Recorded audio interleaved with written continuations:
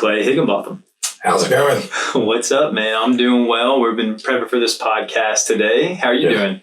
I'm doing great. You know, it's the best time of year. Got the holidays going. All the families around. It's perfect. That's right. We're about to enter into the new year. If you're listening to this, we're already in 2024, but right now we're still in the past, so kind of unique. So we are going to talk to Dr. Clay Higginbotham today. He is a physical therapist with us at Vulcan Performance Rehab and Recovery, and he has a really cool story, a fascinating story. He's kind of a jack of all trades of fitness. He's done a little bit of everything. He has gone from youth t-ball to cycling to CrossFit. He's been major on the mountain biking scene. He started the Mountain Biking Club. I give him a hard time about it, but he did. You see people riding around mountain bikes in Mountain Brook, then Clay was their intro to it, which is pretty cool. So we're going to talk about his story a little bit today, and everything about Clay has been very strength conditioning oriented. He's built a lot of his life around it, which is really fascinating. So that's what we're doing on the podcast. We dive into cool strength conditioning stories and fitness stories, and we get to learn a little bit about it from Clay today. So, Clay, if you could give us a little bit of a summary as to what your, sports and fitness journey has looked like from baby, whenever you picked up your first thing, to now. Where are you?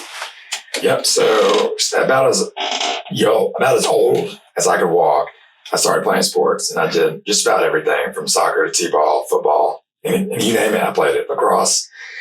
I played just about everything up until junior high, just because I like being outside and I'm pretty competitive. And then about midway through high school, I kind of found that competitive cycling was a good outlet for me. And leading up to that, I had been training specifically for it. And cycling kind of in a odd path that led me into CrossFit. And then CrossFit led me into powerlifting. And now powerlifting has led me back to CrossFit, which now kind of just, if there's a physical challenge that comes up and someone mentions it, I'm signing up and I'm doing it. Meaning Ironmans, meaning just about anything crazy you can think of, Clay's going to be salivating at it. And he's about to enter into dad fitness as well. He got his first baby on the way, which is pretty cool. Very excited about that. Beautiful wife, Lindsay, and I are bringing up a baby boy into the world. And this man has a heck of a garage gym. This place is immaculate. I love your garage gym. So let's go back a little bit. Let's talk about when you were a kid. I know you were playing sports. You played lacrosse and a little bit of everything. What sports did you play? Did you play all those sports in junior high as well? Yeah, I mean, as long as there was a rec league, I was on that team. I mean, from soccer, t-ball, lacrosse, basketball, football. I think that's it. But yeah, I mean, I played it all, and that's just kind of who I was. I liked playing just about anything, whether I was good or not. I enjoyed doing it. So before you got into cycling, before you got into, I guess, cycling or biking at all, how old were you until then?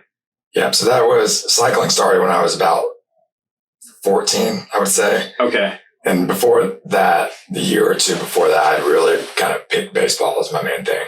Okay, so was that through, because you went to Mountain Brook, is that through one of the Mountain Brook elementary schools or middle schools? Yeah, there was a Mountain Brook rec league for all sports. And for baseball, Mountain Brook School had a prep league, which was kind of like, we didn't have a junior high team. Mm-hmm. So it was essentially the people that played travel ball before middle school formed a Mountain Brook sponsored team, which was kind of a feeder team to the high school team. And so I played on that in junior high, and then I played on baseball my freshman year, and that's when I stopped baseball. Okay. Was there any strength conditioning with any of that? There was a lot of conditioning with baseball, and I will tell you, I was probably the last one running those bows and arrows. I was really, in my baseball days, I was not fit. I mean, I was athletic and good at things, but I was not in the cardio shape.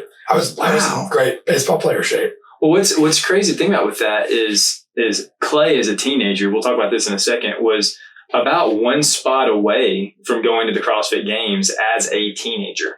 So I was one spot away. I placed in 2015. I was 14th in the Southeast, and I took 13 that year. And you were getting smoked by your baseball buddies when you're playing junior baseball. Yeah. Man. Okay, so you're playing baseball, those junior high sports. You get into cycling. How did you get into cycling from all that?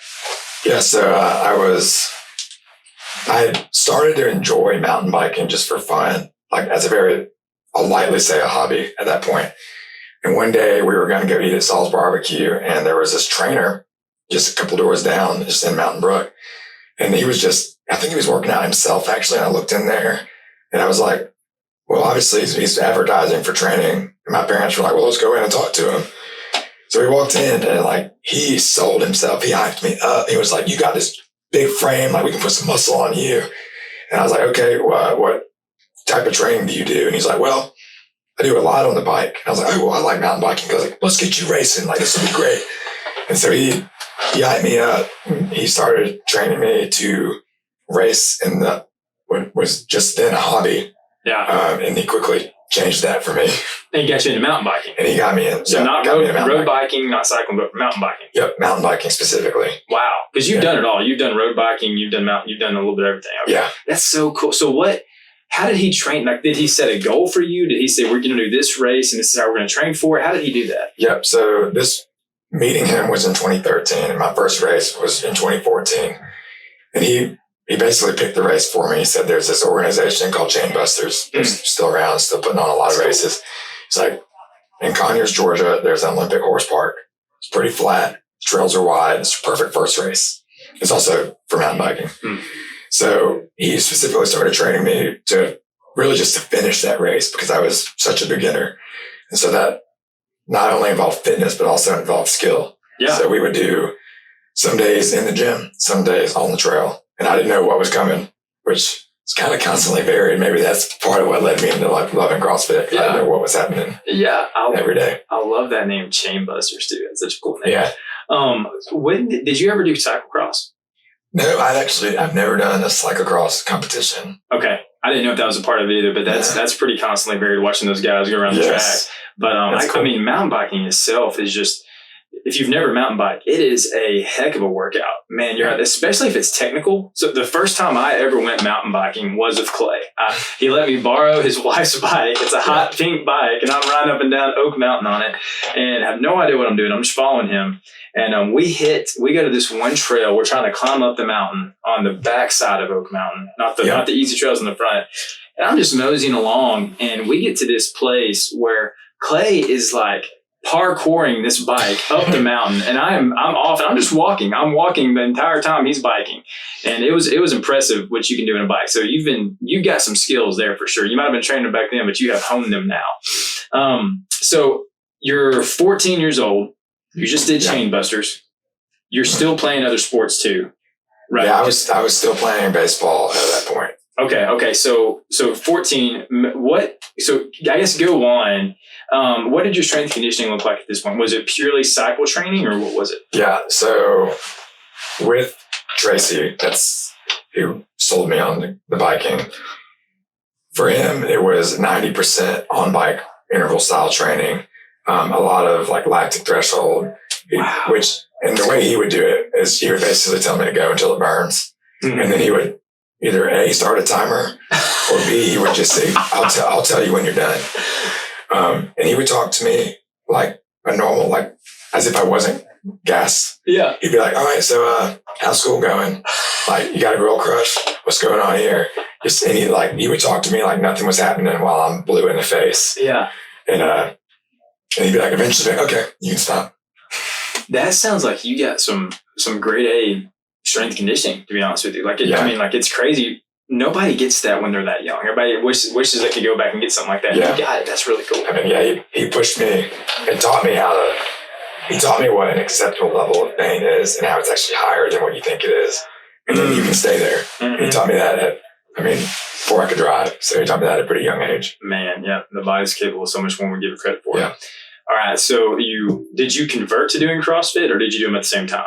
Yep. So I raced in high school for probably 2 years before I was like, you know what? I'm really enjoying the training part. I want more of the training. And I need something else to make me better on the bike. Mm-hmm. And so that's when I started CrossFit. And I was 15. Okay. Yeah. Okay. So you started training CrossFit. How did 15 lead up to when you almost made the CrossFit Games? What did all that look like? Yep. So, 15-year-old Clay looks up the best fitness routine for X, Y, and Z. Part of it is look better because I'm 15. That's right. The other is get better on the bike. And so cross training keeps popping up.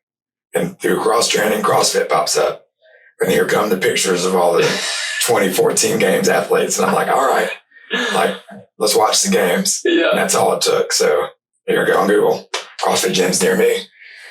A gym named Kaba CrossFit popped up. Yep. And my mom took me there. And I remember I walked in. I was like, man, this place looks pretty tough. Like, I bet I can hang. Yeah, you know what? I know I can hang. I did an RX workout. So you like that rugged feel. You like, I think that attracts so many people to it. Yeah, well, it attracted me. And me thinking I had the skills or strength and stamina to do that led me holding my mommy on the way back to the car because I could not walk. Yeah. But I was there the next day. So, I mean, I was hooked. It beat me up bad. And I was like, all right, this is going to work. And that's what it does to you. And you must have been pretty fit to... I guess I had a pretty good baseline from sports, just being kind of agile, and then cardio, because I've been training with Tracy for almost 2 years at that point in racing and endurance sport. But technique, nope. Strength, definitely not. So, would you say you were a better cycler and mountain biker than you were a CrossFitter? In 2014 to 2015, yes. Starting in 15, that pivoted. I really got more into the CrossFit world and started racing less. Mm-hmm. I started racing more for fun. Like, I would find races, like there's one called the 24 Hours of Iron Maiden. I got on a team of 3. It was a 24-hour. You tag me in, tag me out. Oh, man. So we camped it's at Tana Hill, camped and raced for 24 hours. And that kind of stuff was more, more for fun and not for placing in the high school league. Yeah. Ooh, that's a brutal event. Dang. It was so much fun. Riding in the dark is a different animal. Did you have your nutrition tied in at this time? Or did you know anything about nutrition? I did not know anything about nutrition. I started to kind of dive into that maybe junior year of high school when I was purely doing CrossFit. Okay. Yeah. If you could go back and give yourself one piece of nutrition advice, what would you tell 14-year-old Clay? Tyson chicken nuggets are not it. That's exactly what a lot of Tyson chicken nuggets. That's what I tell myself. I love it. That's really good. Yep. Okay, so you're mountain biking, you're playing sports, you're training hard, and then something happens that kind of stops you in your tracks. Could you go into that a little bit and why you didn't make the CrossFit Games? Yeah. So in 2015, I got 14th in the Southeast as a teenager. That's the 16 to 17. And they took the top 13. So I was close. And I knew that a couple of those guys just aged out. So I was like pretty confident that next year I got my 17-year-old self that can do it. However, that August, following the year that I missed it by a spot, or it's the same year, I was riding a skateboard at a church down the street. And one thing led to another, which led to me on the ground. And I ended up in a coma for 10 days with a traumatic brain injury. So that kind of stopped absolutely everything in the fitness world for at least a year. I just want to pause for that. I've heard this story before. 10 days in a coma. Yeah. That is unreal. There's a lot of life that happens in 10 days.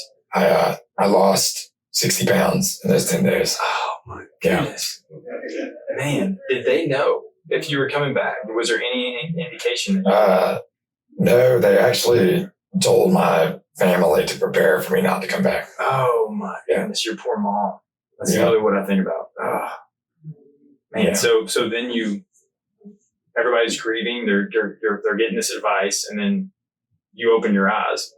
Yeah. So I started to kind of wake up, I guess, around that 10-day mark, and people were pretty surprised. I did have some spontaneous activity while I was within those 10 days that gave some maybe hope to everyone, but they thought that I would they really thought I would wake up but not be there cognitively or have some sort of motor impairment. They really weren't sure because I slammed my head pretty hard. Man, so you wake up. Did you have any scarring damage? Did you have any a aesthetic damage? My back was pretty torn up. Okay. Actually, the shirt that I was wearing was a CrossFit shirt, which I'm still mad. It was really cool from this gym in Florida called CrossFit Above the Bar. It doesn't exist anymore. But it was shredded. So like normally they cut clothes off of you. They kind of just peeled it off of me. Oh man. So you wake up from the coma. How long was it after that until you were actually able to like to know that you were there? Like I know a lot of it, you might have been going in and out, but when did you? Yeah. So I woke up and I was in the ICU for a couple days. I don't remember any of that. And then they transferred me to Spain rehab. And it was about a week after that where someone told me I was in Spain. And my first question was, well, did you bring my bike? Because there's some great riding here. And they said, no, Spain rehab. And I was like, that's kind of when I was like looking down and it was like, oh crap. No. And that was all of it started to hit me pretty hard then. Did you grieve? Did you what was that? So I was in shock at first. And a lot of it was pain. My ears were ringing like crazy. I was extremely photosensitive. So any photo you see of me in the hospital, I'm wearing these hideous yellow glasses, but I even slept in them. The dark was too bright for me. Tell me that, man. And I guess I was too focused on the recovery and like to really grieve at that point.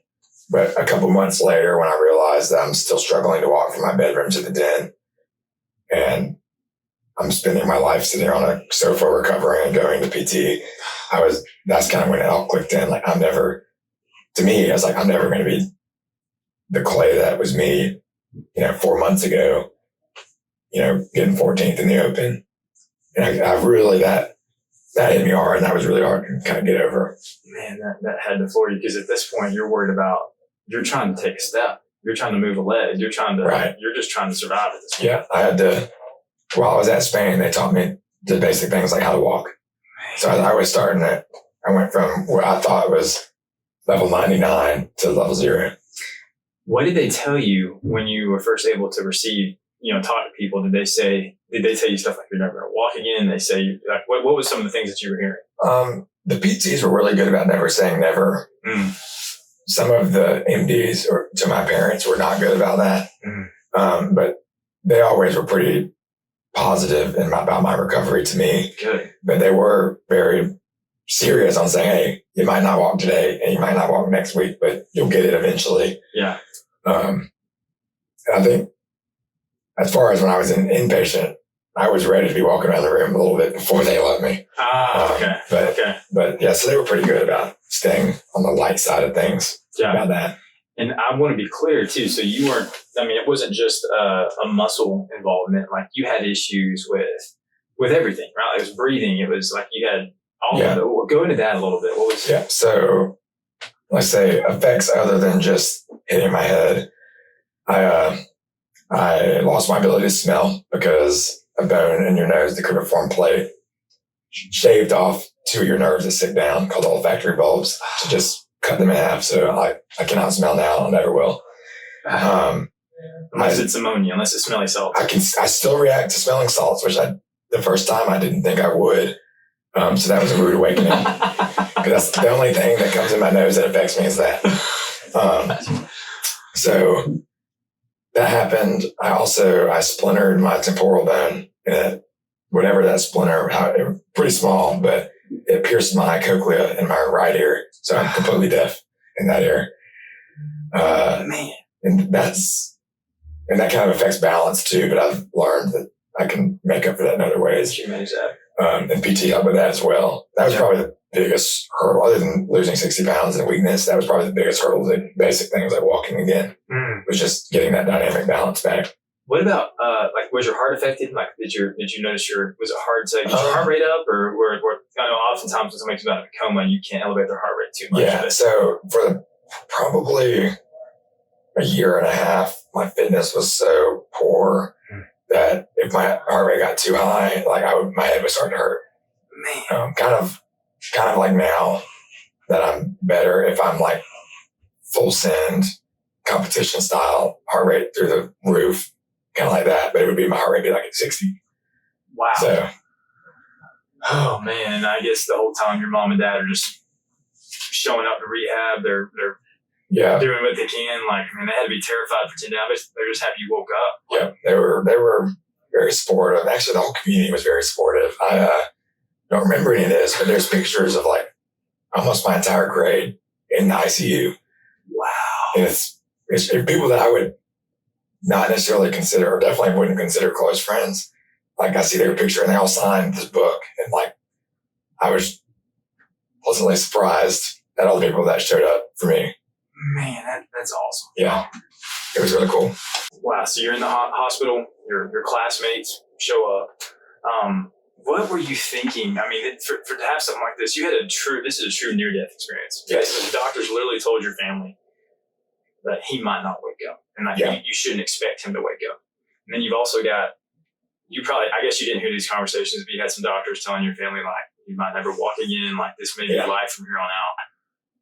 How did you deal with that from a faith perspective? Like I know you have a strong faith. Now, tell me about that. Yeah. So about faith, I would say that the biggest part of this whole thing happened probably 4 months after the fall, is my guess, maybe 5 months. Spending a lot of time at home in the bed, laying there all day, just watching TV is about the only thing I can do, and trying to eat. And I was noticing that I was starting to wake up in the middle of the night and have trouble breathing. I wasn't quite sure what it was. And I was kind of in such a down place that I was like, you know what, whatever. Just I'm done being in the hospital. I'm sick of trying, really. And it turns out that I was actually suffocating because there was something that the doctors had missed. And it got really, really bad. And one day it just came to me, and my way of saying it is God came to me and said, there's a reason you survived this. You're not done yet. Get up and go to the ER. Wow. And so I told them, for the first time, to my parents, the first time, I said, hey, I cannot breathe. Take me to the hospital right now. And when I got there, they tried to put a scope down my nose to see how my airway was doing, which is about maybe a quarter of a centimeter, very small scope. Very small, yeah. And they just I wouldn't let them. And they're asking why, like, what? Just let me do this. We've done it before. Why are you freaking out? Turns out because the scope was bigger than my airway. My airway was scarring over. Wow. And they said my diameter was about half of a pea. And so they did not let me go home. They had put me, I guess they kind of put me in La La Land, took a laser and removed the scar tissue. And that led to about a year of surgery, a small surgery every month, leading to a massive surgery at the end of the year, where they actually resected the entire part of my trachea because it was unrepairable. And that was a huge aha moment for me because I'd always been strong in faith, grew up in the church, big part of the youth group. But it took me starting to give up. And then I really hadn't given up. I was tired of it. I'd been trying to recover, trying to do everything. And it was like as clear as day. You are not done. I'm not done with you. You have more to do here. So he found you at the very bottom. Praise God, man, that's awesome. So I don't want to skip over too much of that because people don't understand what this process is like. So like you were at Spain. How long were you at Spain for? Do you remember? I think between 2 and 3 weeks. It was just a pretty long inpatient stay. Yeah. That is a long time because people don't typically stay longer than that. So after that, what point did you get to in your rehab before they discharged you? Yeah. So I left and I was going to Spain outpatient 3 times a week, mainly doing vestibular stuff, fix my balance. And you're walking. So you're walking at that point. Yeah, barely. I would say my max distance was like under 50 feet. Wow. Before I needed to sit down and be tired. Yeah. And I would like hold on to the wall while I was walking. Wow. And y'all, this is a fit guy I'm sitting in front of. Like, you would never know any of this from looking at him and like seeing what I've worked out with you. Like, it's a lot. You're fit. So it's crazy that you came from that. So Yeah. you do an outpatient PT 3 times a week, and now you're at home. So whenever that you looked at your parents and said, I'm suffocating, take me to the ER, were you still doing outpatient PT? Or I was down to like once a week. Okay. What was your level at? What was your fitness level? What was your physical abilities at that point? I was still not doing any sort of extra fitness. It was too much. I would say my physical abilities, and the best way to describe it was like a 5-year-old. And my like strength and coordination, and I mean, probably everything really. I was pretty poor at everything. Was there any part of you where you were sitting there and you knew that something was wrong, you knew that you weren't breathing well? Was there any part of you just was like, I'm not going to say anything. I'm just going to let this go? Yep. And that about when I said that is when God said, God said, not on my watch. Amen. That's incredible. Yeah. I had some friends 2 nights before all come over to watch. I don't know if it was a sporting event or some, I don't know, it was something, I don't even remember. I was completely disengaged. Even my friends afterwards were like, are you okay? And I just said, yeah. Because you were done. You were checked out. Mm-hmm. And all my best friends were there. And I was just not having it.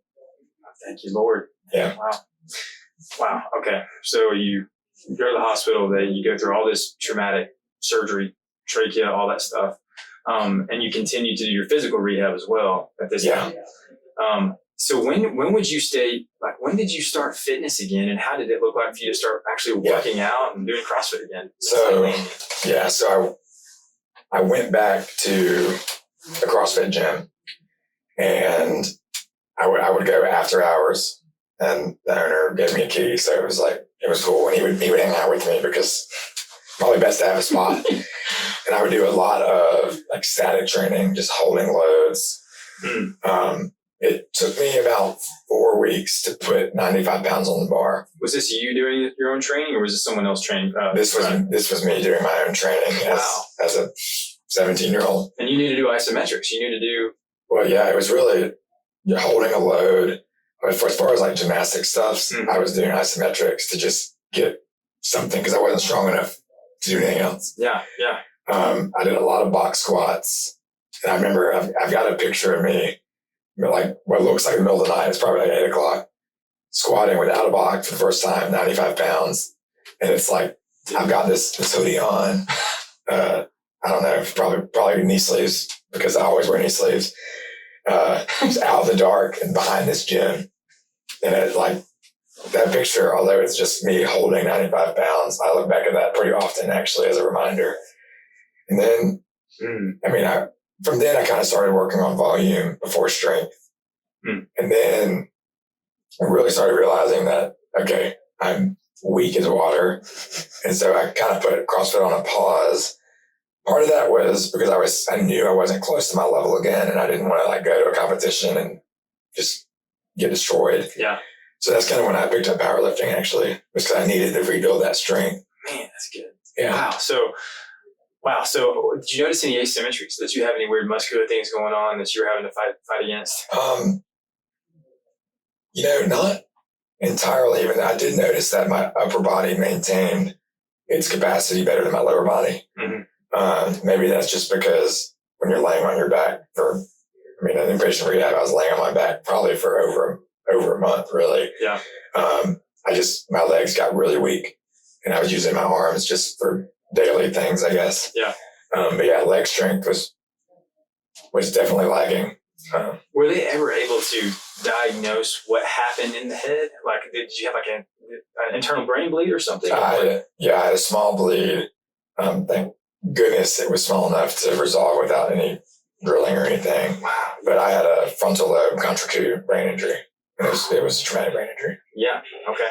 Yeah. And would they say it was a large? Yeah. Okay. Yeah. Man, so that explains a lot of the shock you had, using really neural shock your whole body was. Yeah. And the frontal lobe is responsible for a lot of the like behavioral aspects, and motivation. And so that also played a big part until I was fully recovered. Really, that's all to say about that. It was that has a lot to do with the lack of motivation that I had for the first 8 months, maybe. Yeah, man. So let's get into the strength and conditioning side of it. Okay. So you're coming back from this absolutely brutal injury. You're starting to get a little bit fitter, starting to get stronger, you're doing powerlifting, and you're programming for yourself. Yeah. What were some of the things that you were making sure that you programmed? Because these are your weaknesses. You know what's going on, and you live in that world. What were you programming? Yeah, because I knew my lower body was super weak, I really wanted to focus on that. I also just so happened to kind of play into my bias a little bit. I really like deadlifting, and so I deadlifted a lot. Yeah. And that is apparent now. I deadlift a lot more than I squat. What's your one rep deadlift? My last month I pulled 505 in my garage, maybe beltless. I was happy with it.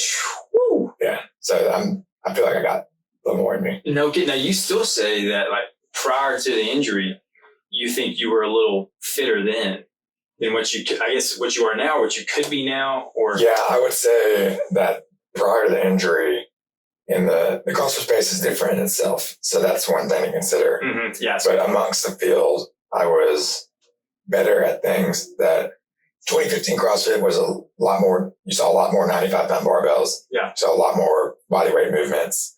I would say I was probably better at that then, relatively. Wow. Yeah. Yeah. What do you, that's just wild to think about and I want to get back to the programming too, but without doing what you do, without coming back and box squatting and just forcing yourself to work out when I'm sure you didn't want to, but forcing yourself to do it and hitting that 95 pound back squat without a box, like stuff like that. If you hadn't have done all that, where do you think you would be right now? I think if I did not do any of that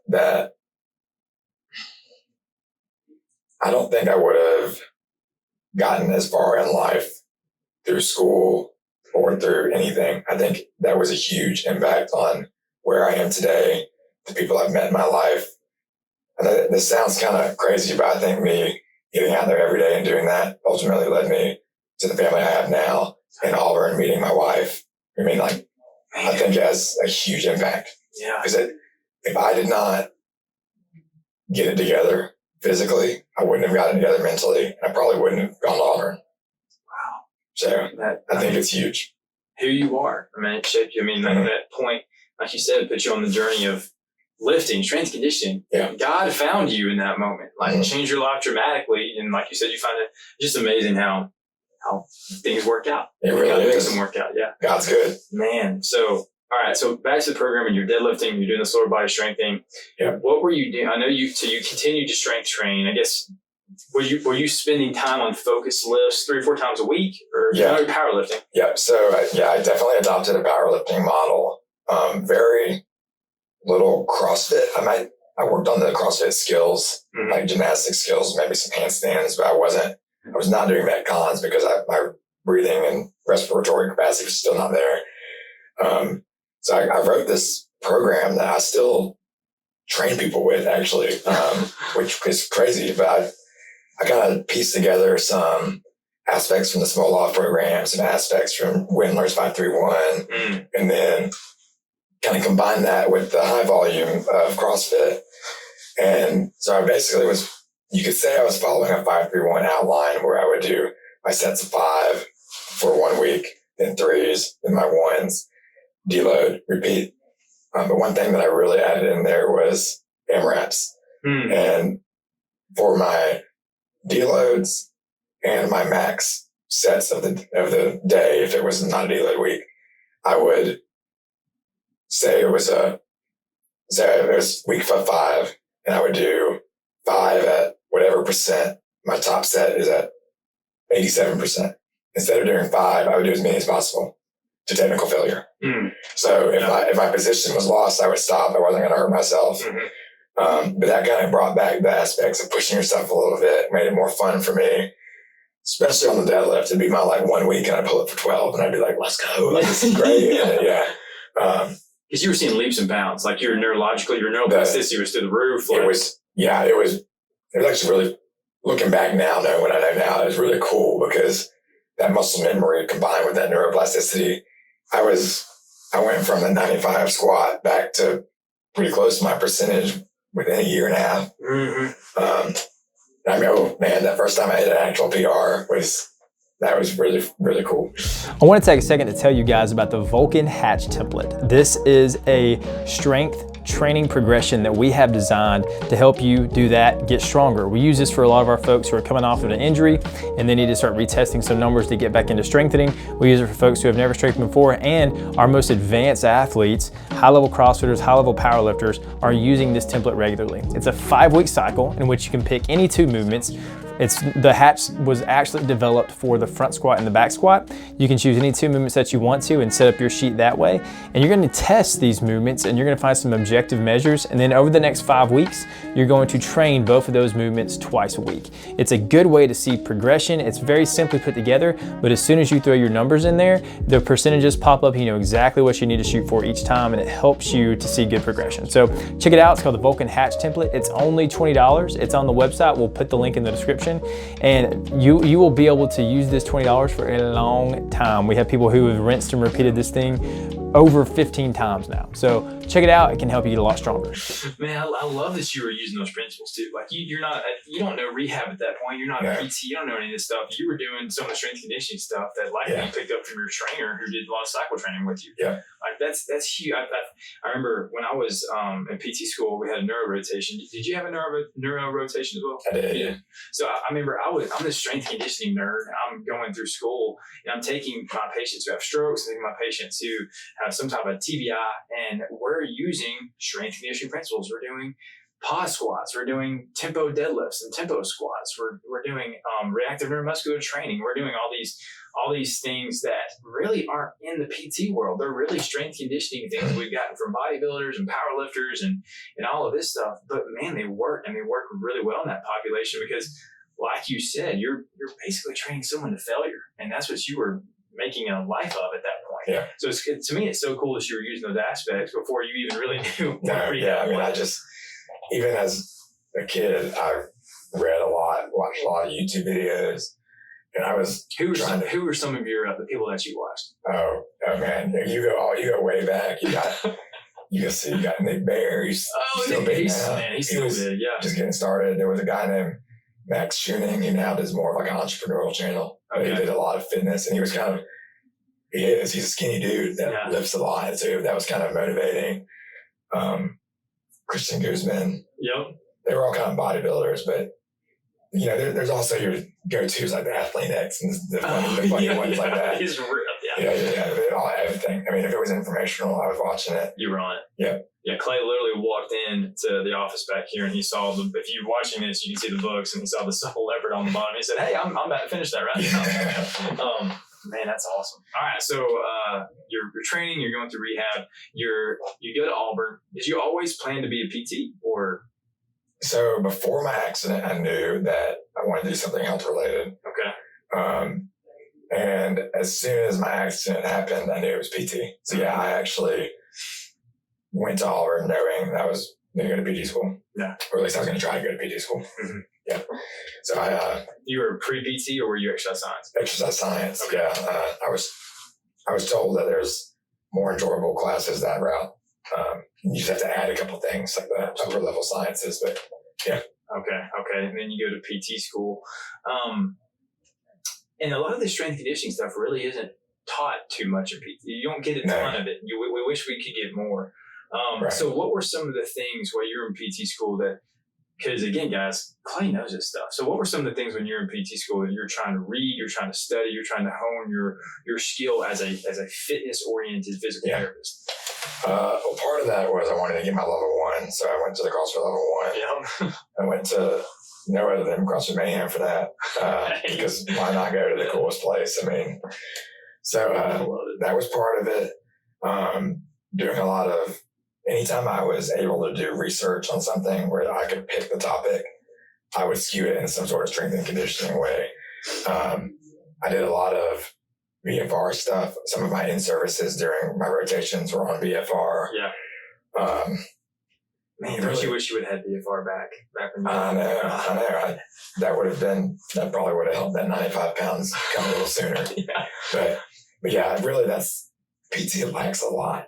And actually there's some things you learn in PT school that are not quite right. PTs do not load enough. Oh yeah. And patients are chronically underloaded. Mm-hmm. And it's because people are being taught that because that's what's going to help you pass that final board. But that's not what drives results. No one's going to adapt to something that they can do in their sleep. Mm-hmm. So kind of trying to find research and maybe even if we're presenting to our class, be like, hey, by the way, this is what y'all should be doing. Like maybe this will drive results. Let me push fitness on you. Yeah. Yeah. I definitely push fitness on my entire class. Actually, about 6 or 7 people in my class are now doing some sort of functional fitness, or they're walking around in tears or nanos or something. I definitely push it on people. Oh, well, that's awesome. That's awesome. So now in your strength and conditioning scheme, I get to see you in the clinic meshing a lot of this. And I want to ask you, I think this is a cool question. What are some of the things that you learn from everything you've gone through personally, the stuff that you studied? Obviously, I think personal experience is invaluable. Like a lot of the stuff that I do as a PT, I'm doing because I went through this personally or whatever. So what are some of the things that you took from that you apply to your practice today? I know you've only been doing this for a little while now, but what are some of the things you try to implement? I think the main thing that I'm always trying to think about is if I can stress a tissue to cause it to adapt without necessarily loading it to its max because it's in a rehab phase. Mm-hmm. And that's going to drive blood. That's going to give them a stimulus that'll let them get stronger. It'll make them feel like they're doing something rather than just moving an unweighted object around. So that could be like really slow eccentrics, a long pause. BFR is a great way to do that. Mm-hmm. Or really far end range exercise where the length tension relationship is all in whack. So you want to like really challenge it in those other positions. Yeah. So anytime I can make the muscle where we really have to work for it, but I'm not necessarily loading the joint or the tissue at a dangerous level, that's really what I aim for. I love that. I remember when I was in an undergrad in exercise science, I think it was ex-phys. I think it was ex-phys class. One of the definitions they gave us for exercise was something along the lines of exercise is a threat to the body. And when you repeatedly threaten the body adapts to that threat. That's exactly what you're talking about. Yeah. And briefly here, when we do an evaluation, we call those evaluation exposure sessions. We're going to expose the weaknesses. And then we go through PT. I guess we could rename PT. We're going to threaten you for the next, next 60, 70 minutes and see what's going to happen. I think that a PT session needs to be a training session, and that to be a training session, there needs to be an intent. So if you're not aiming for a goal, then like you're not going to reach it. I mean, whatever your goal is, whether it's I want to be able to wash my back without pain or I want to sleep without pain. If you're not challenging those positions or threatening those positions, then you're not going to ever reach that goal. Amen. I love it. All right, we're gonna wrap up. I have one question. I guess I'll give you 3 questions because there's so much to cover with you. If you could look at someone who is cycling, if you could look at someone who has gone through the trauma that you went through, and if you look at someone who is trying to learn exercise science or be a PT, whatever it is, what's some advice that you would tell them? And I know that's 3 different questions. So a biker, cycler, the trauma, and someone in exercise. Okay, so if I could tell a biker some advice on getting into it and like bettering their ability on the bike is, I would say there's twofold. And once you put these 2 things together, you're gonna be a lot better rider. 1, work on that aerobic capacity. Yeah. Get up, get high, increase your lactate threshold, be okay being in your lactate threshold. The second thing is be okay being uncomfortable. Work harder and be okay feeling like that. Yeah. Second thing with them is slow speed skills are going to carry over to fast speed, because if you're going slow on a bike, you're very unstable. The best indicator of good bike handling, in my opinion, is being able to hold a track stand, which is where your both wheels are locked and you're just bouncing back and forth. If you can do that, then you can probably clear obstacles a lot more safely and more efficiently. Yeah. Okay. Trauma. My advice would be do not give up and start now, because the biggest thing for me was delay. And I could have been in my bed doing exercise, but I wasn't. I was being lazy. I had given up. So don't give up and start now. And then somebody trying to get into exercise or trying to learn more about rehab, everything under strength conditioning. I would say do your research in whatever method that is, whether it's watching videos, reading, or finding a mentor. Do your research, because there's a lot out there, good and bad, but some things will work for you that won't work for someone else. So do your research, trial and error. And when you find what you love, go to technical failure and push yourself. Because if you're not struggling, you're not getting better. Don't be afraid to fail. And it's okay to fail. Yep. Oh, I love it. I'm going to put Clay's Instagram and I'll put his email in the description of this. If you guys have any questions, reach out to him. He'll answer. But man, this has been good. Any parting shot you want to give? No, other than just keep working hard and make sure you're sweating. I love it. All right, guys. See y'all later. See ya.